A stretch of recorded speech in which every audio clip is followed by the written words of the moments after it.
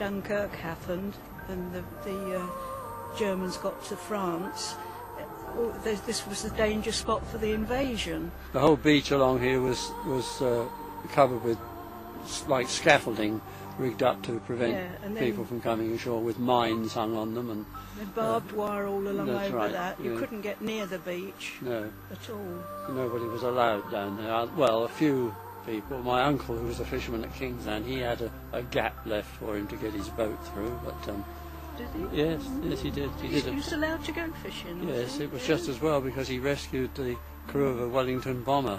And Winston Churchill mentioned the fact in his book. Did he? Yes. Yeah. And then there was this pipe right along from the shore, right down to Sandown, with all holes in it.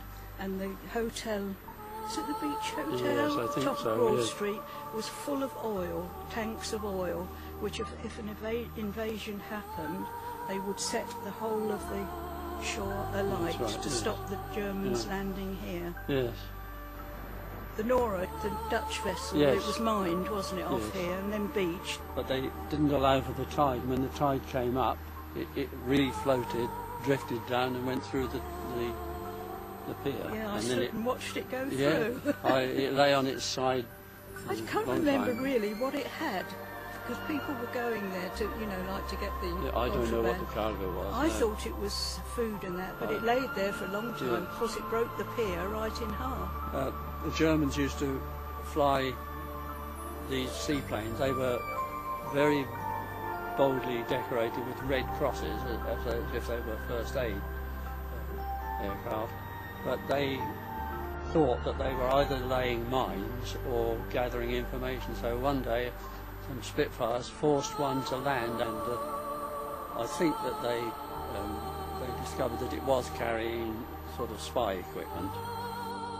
Well, I can remember looking up at the sky, and there was literally hundreds of planes going over to bomb London, and then our planes would go up and fight them off here, and these dogfights there. But it was a little later on, when they did what was known as the hit-and-run raids. The German fighter bombers used to come in right down low over the sea, underneath the radar, and then they had one bomb, they'd just drop it. And Middle Street, where the Middle Street car park was, all the small houses, wasn't it? And, yes, it was a sort of run-down area of Deal, wasn't it, at the time? It was bombed in several places.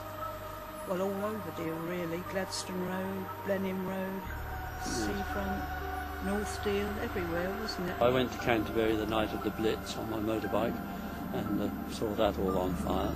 When I got home, the doors were hanging off, the ceilings were down.